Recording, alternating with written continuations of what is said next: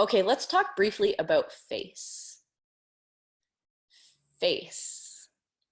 This is something that there are different theories about how you should do this.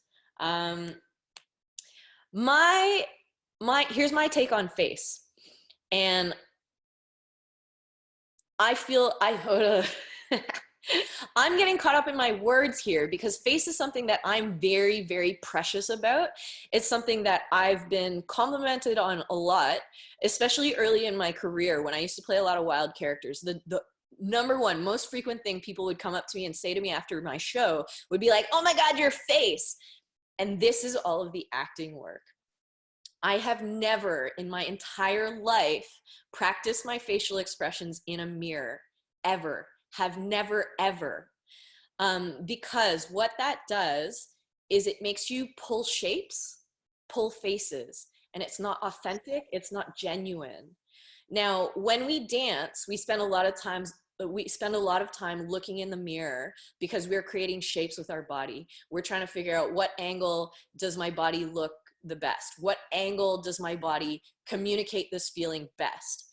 When it comes to your face, because people are so self-conscious about what they look like, practicing in a mirror, unless you're a clown who's doing facial contortion, like somebody like Jim Carrey, he practiced his face in the mirror for years and years and years. And like I said, every rule is for breaking. So this is absolutely not an absolute for everybody. Jim Carrey practiced his face in the mirror and it worked for his career so well because his career was based on facial acrobatics. So he was purposely pulling shapes with his face, but then he paired that with a massive heart. And he's a really, really good actor. So when you pair the two together, it worked for him. But I would say for us, mirrors will make you self-conscious and it will distract you from who you are, where you are, what are you doing, why are you doing it, how are you doing it. I want you guys to focus on your intentions and your tactics, and that's it. When you focus on your intentions and your tactics, your face will happen automatically, because guaranteed, even right now, as you guys are processing this information, your faces are doing exactly what your face should be doing. So as soon as you reframe this consciousness and reframe this awareness of like, oh God, what do I do with my face? You let it go and your face will do what it does all day, every day on its own, which is communicate. So when you say, for example, when you were a kid and you were asking your parents permission to eat a second cookie, you didn't need to think about, what's my begging face? What's my charming face? No, you were in, give me the cookie, give me the cookie, give me the cookie, give me the cookie. And you didn't have to practice because in your heart, you were like, I just want a motherfucking cookie, but I can't swear at my parents, so I need another tactic. And this is how your face takes care of itself. If you guys have any questions about that, one thing I will preface is that different things work for different people. And again, I've said this a million times, 100 million times. Do what works for you, but try it through trial and error. Do trial and error until there's nothing left to try to see what works best for you.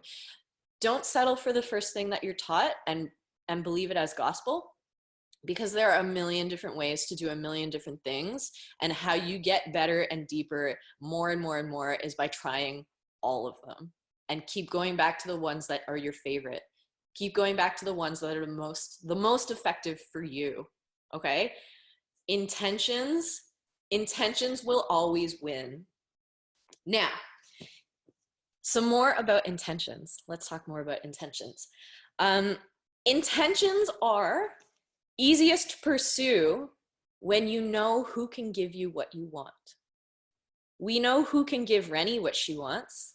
The girl she's got a crush on can give her a kiss. And then we know really clearly, did she get it or did she not get it? When you give the audience something really clear to cheer for, and then you give them a really easy way to gauge whether or not we got that, that's what makes them get on your roller coaster with you. If they're confused, they're not getting on their roller coaster with you because they're afraid your roller coaster is going to break down and they're going to fall off the side and die. And they don't want to die on your roller coaster. They want to go on a roller coaster. Actually, I was about to exclaim, everyone wants to go on a roller coaster. This is not true. Some people don't like roller coasters. One of the best things an acting teacher ever told me is think about your show as though you're building a roller coaster. So we have gone through all of the engineering. That was like, so first we did the brainstorming of like, what are the scariest things we could possibly put in our roller coaster? What are the most exciting things we can put in there? The corkscrews, the loops, the double loops, the going backwards, the stopping and starting.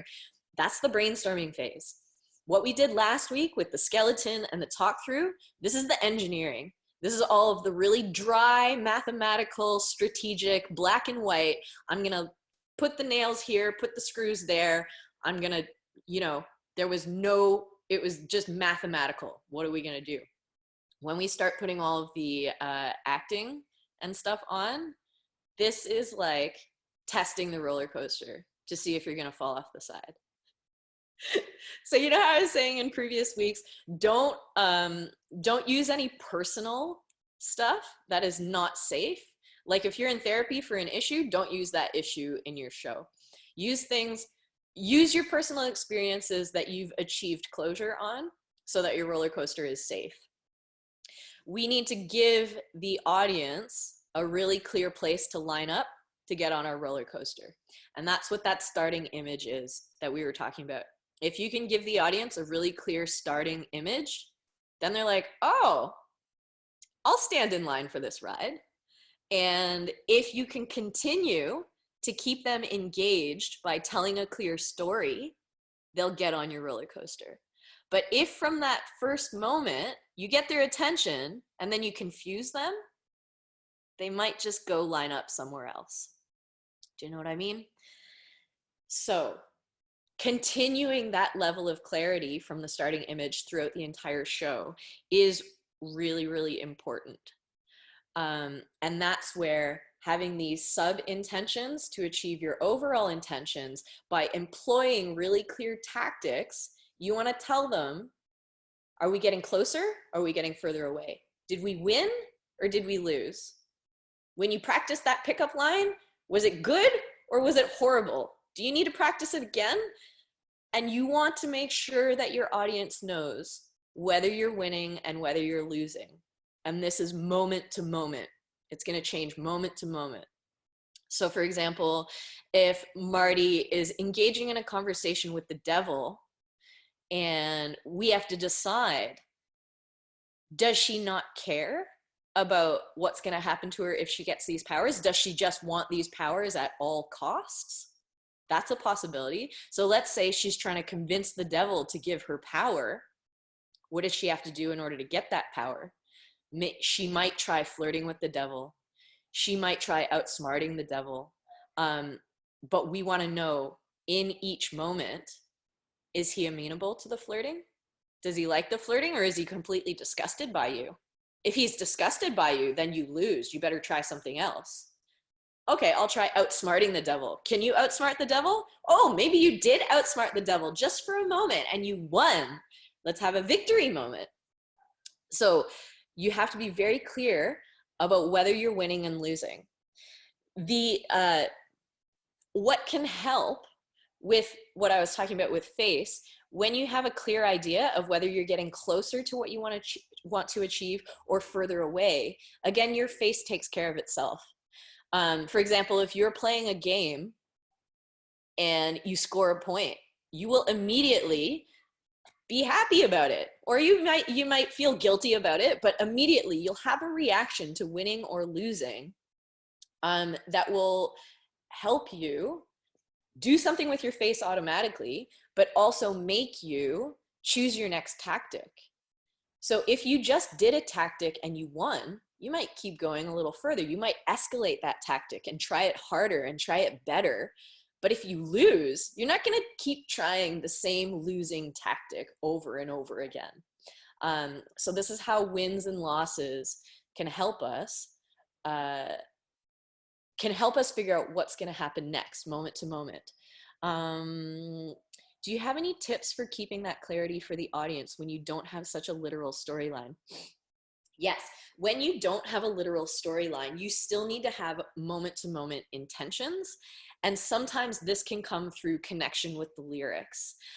So if you are exploring a song that has to do with, because your song is beautiful, right, Shari? Um, I don't know if that's what it's called. It's the Alessia Cara song that's about beauty and body image, and it's about models, and it scars to your beautiful. That's what it's called. So you might want to take a look at the lyrics in your song to figure out what are the moments of hope, what are the moments of defeat. Because and we spoke a little bit about this privately, but with your lyric analysis, you were flip-flopping because your first analysis of the lyrics indicated, and you correct me if I'm wrong, but your first reading through it made you only think about body image issues, and it was very like down defeatist, sad, woe is me. And again, I am overly dramatizing the things that you said to me, because when it comes to creating theatrical things, you want to take it to the nth degree. You want to make the wins the highest highs and the lowest loss. So in that initial direction you were headed, your piece was gonna be like, oh, I'm sad, I hate myself, and my scars are ugly, ugly, ugly. But then upon further analysis of the lyrics, you discovered a little more hope. And you discovered, how do I find joy in the scars that I have? And how do I find love and acceptance in the body that I have? And these are the things that I want you guys to always be fighting for.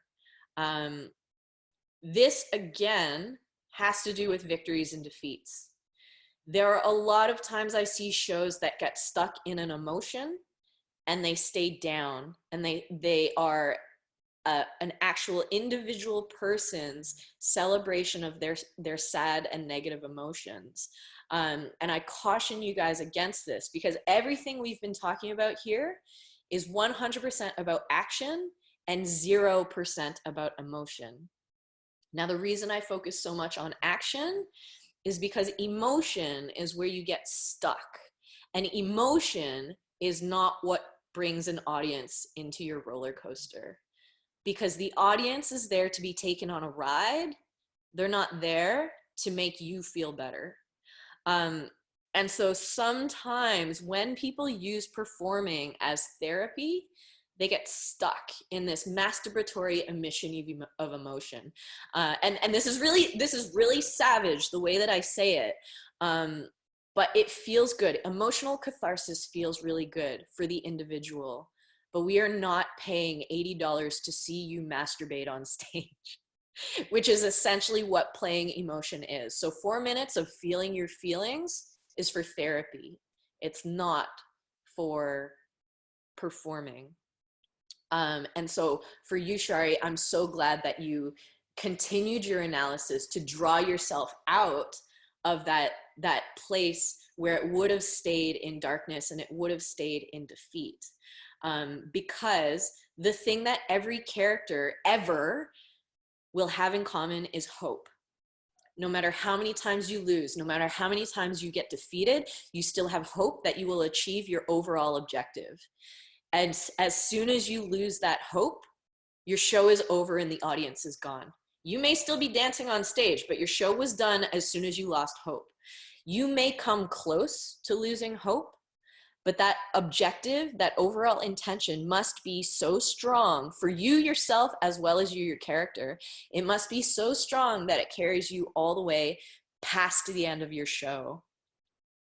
Because hope is the thing that engages audiences. Hope is the reason they pay $80 to see you. Hope is the thing that makes strangers fall in love with you. It's the thing that sometimes we watch on TV and we're like, how is this character so naive that they just don't give up? But the reason we keep watching is because on some level, that's how we wish we were. And that is actually the thing that keeps us living in actual real life. And so you have to bring that to stage. When you bring real life on stage, you're bringing a version of real life, and this version of real life is championing hope. So for example, if we were in our real life, everyday actual, a mad scientist trying to discover the elixir of life might seem pointless. It might seem like, oh, that's so dumb. Why are you even bothering? But through the conviction of the character, we fall in love with people who want things so badly and refuse to give up. And we empathize with people. Like, I'm watching Breaking Bad right now. We empathize with characters who do horrible, horrible things when we understand why they're doing it. So we are going to have to wrap this up for today. I will summarize in the group what we spoke about, but what I want you guys to try for next week is take one short passage of choreography. This is something that you can do in your own home. Just find a little bit of floor space, find a bit of yard space. It can be 8 counts, it can be 24 counts, it could be 2 minutes, it could be whatever you want, but I want you to take one piece of choreography and I want you to do it in at least 3 different ways. So say, for example, Marty, I want you to take a passage of choreography, do it once where the devil is there, once where the devil's not there, but his bed is there. Do it once where you're in the privacy of your own bedroom and the devil hasn't arrived yet and you don't even know if the devil's gonna show up, for example, right? So I want each of you guys to figure out something relevant to your own story, change the setting, change a quality of movement, change one element 3 different times, and then send me a video, okay? So what we spoke about today was the body and the mind, which is the what and the when, the heart and the soul, which is the how and the why, the character and the setting, which is who are you, where are you, and the story, which is what are you doing, why are you doing it, how are you doing it. We talked about using tactics to achieve your objective, wins and losses, and maintaining hope. Yeah? Oh my God, I gotta go. Amy's gonna cut me off. Thank you guys so much for joining me. Send me any questions. Catch you next week.